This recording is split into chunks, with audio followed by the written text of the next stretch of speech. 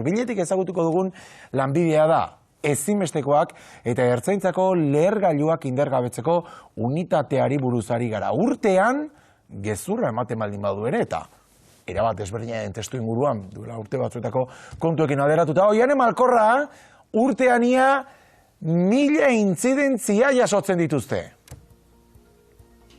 Bai, pentsa eta arestian ere esan dugu, urtean, 100 gora lehergailu indargabetzen dituztela. Sarri ez dugu ikusten euren lana, baina gaur unitate horren egoitzara etorri gara, 50 bat lagunek osatzen dute taldea, etengabeko trebakuntza jasotzen dute, ostegunetan egiten dute gainera trebakuntza berezia eta, bertako kidea den batekin gaude, egunon. Esaten ari gara zuen lana zorionez askotan ez dela ikusten, baina gaur egun zuen lana nagusiki prebentzio lana dela, ez da? Gerta daiteken gauza baten aurrean ahalik eta ondoen aurre egiteko edo aktuatzeko.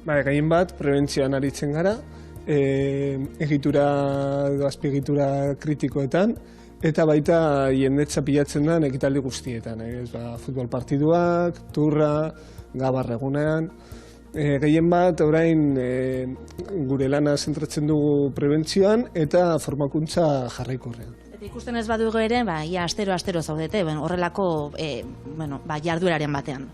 Bai, berez, gehien bat gerratek zibileko bomba edo munizioa, aztetan 2 dei edo jasotze ditugu.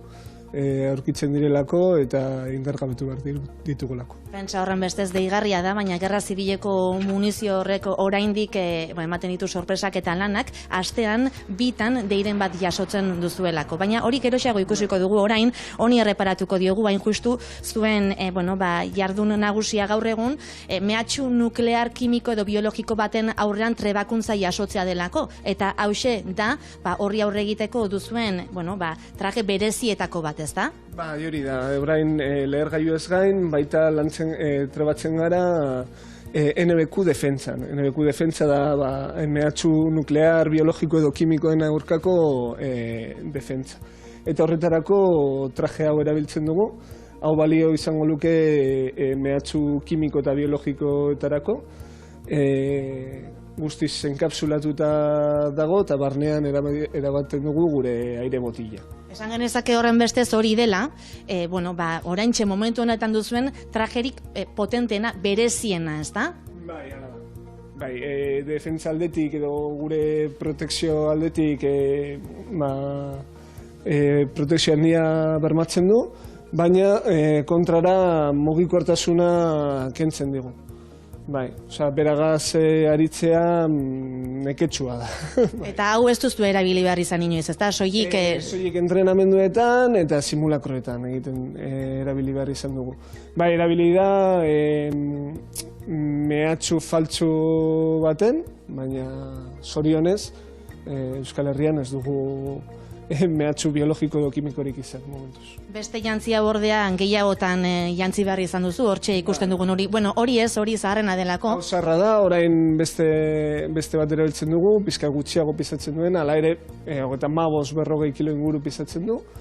Eta hau bai, honek babesten gaitu metraiaz.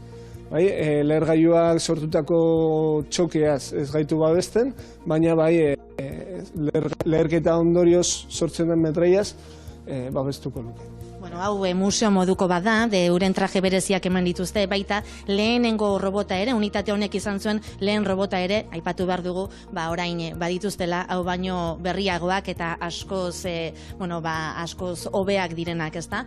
Eta lehen aipatu dugun beste kontu bada, eta esan dugu, urtean 100 gora lehergailu indargabetzen dituzuela, eta astean, birritan jasotzen duzuela, gerra zibileko munizio bat topatu dutela eta deia. Bai, ala da. Adibidez, hemen ikusten ditugunak, pasan astekoak dira, Laguardiako hauek biak, Laranja eta Urdina, hauek pasan ostean indargabetu genituen, Laguardiako bodega batean. Laguardiako upategi batean atzemandakoa da hori. Hain ohikoa da, zer egin behar du norbaitek horrelako bat ikusten lanean? Horrelako lehergailu bat ikusterakoan garrantzitsuena da ezikutzea. Gerrate zibileko munizio guztia nahiko arriskutsua da. Jendea pentsatzen du, hori, lurrean edo lurperatu eta egonda hainbat urtez, ez duela ezer egingo, baina funtzionatzen dute oraindik, eta gainera bere segurtasun mekanismo guztiak seguruenik kenduta edo deterioratuta edo egongo dira, beraz oso arriskutsuak dira. Horrelako bat aurkitzerakoan ez dugu ikutu behar, eta zuzenean bat bira ditu dela. Bueno, esan dugu, bereziki orain zuen lana prebentzioa dela, ez da? Prebentzioa, trebakuntza? Bai, ala, gehien bat egiten duguna da prebentzio lanak, eta baita dekugu denbora formakuntza jarraia izateko. Gure lantalde barnean daukagu instrukzio talde bat, formakuntza talde bat, eta horrek ahalbidetzen digu entrenamenduak izatea, astero, eta formakuntza jarraikorra. Zuen urte askotako unitatea da, asko aldatu azken urte hauetan zuen jarduna eta orain mehatxu nagusia zein da une honetan edo zer? Orain esango litzateke jihadismoa. Aurka prestatzea pixkat zailagoa da. Ez deko modus operandi zehatz bat eta bere antolakuntza era ezberdina da. Orduan horrek eragiten du egunero gure prestakuntza hobetzen joatea. Horregatik baita hasi gara NMQ defentsan sartzen eta baita lurpeko prebentzioa egiten. Etorri denaren aurka, mehatxo horiei aurre egin ahal izateko gai izateko.